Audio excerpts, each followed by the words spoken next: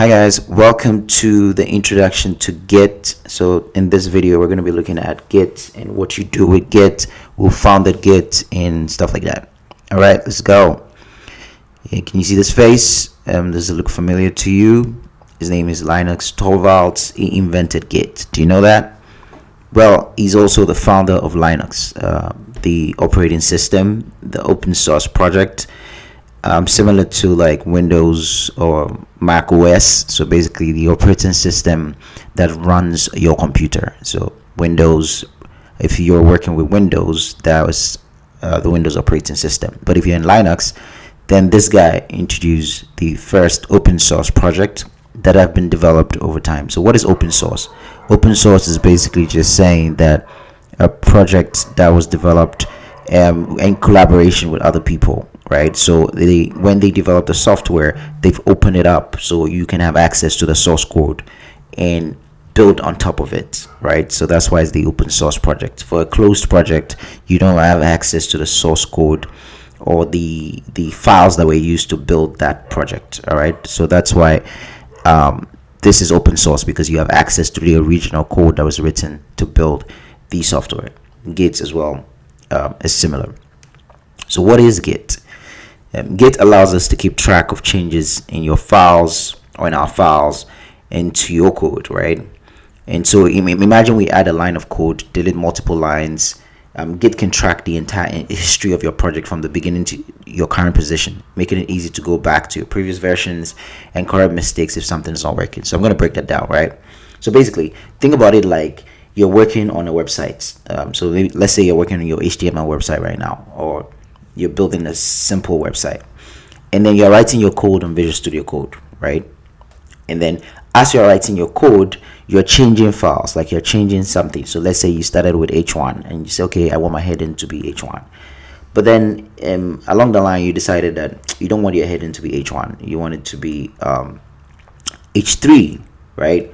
So Git allows you to be able to track the history. So let's say you forget what you did, like maybe 10 steps after.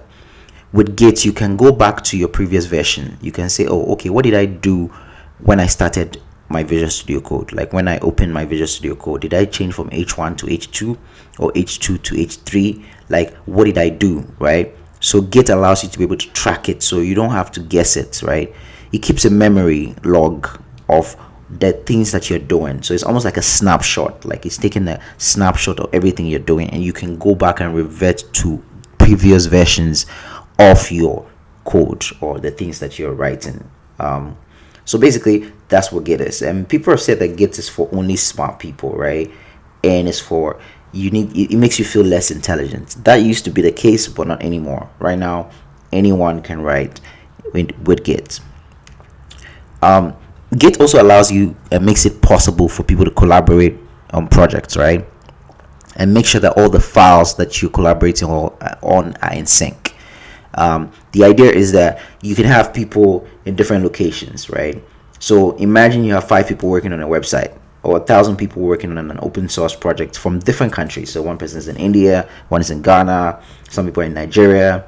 You need a way to be able to manage changes, right?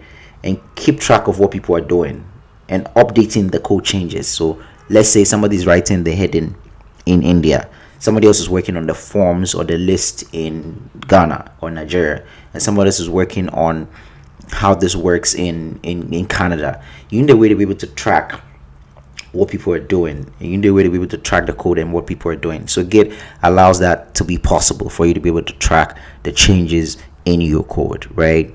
And that's so super cool, because it would have been very difficult to track without a kind of a tool that allows you to be able to see what people are doing and making sure that things are in sync.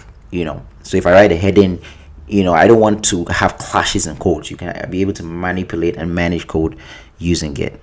And finally, Git allows you to test your code without losing the original copy of your website and mobile app project, right? So you can experiment with your code without losing the main copy. So you can have the main thing in your Git repository, which I'll explain what that's in a bit. But you can also, without that, you can actually say, you know what, I want to just test a portion of the code. I want to test a portion of the part of the code, and Git allows you to be able to do that. All right. Also, there's GitHub. So people always confuse Git with GitHub. They're kind of different a little bit, but I'll explain that in a bit. So GitHub is just a website that stores Git repositories. Repositories is something you hear a lot in GitHub, right? Or in Git. So it's just repositories is just files and folders. Just think about it as files and folders, just like your folder. It's just called a repository, right? So Git is a website that stores Git repositories on the internet, right? It allows you and other people around the world to see and view your Git repositories, your Git files and folders on the internet. So it allows you and other people to be able to view your Git repositories on the internet. And finally, you can host your website on Git or allow other services to connect to it. So you can actually host your HTML page right now on GitHub Pages, which I'll show you in a bit. And that's exciting. So you wouldn't have to send screenshots. You can actually send a link and we can actually go and view your page, your website page. So you can actually view your website on GitHub for free. Or you can also allow allow other services to connect to your GitHub that are hosting your website. So that's super cool.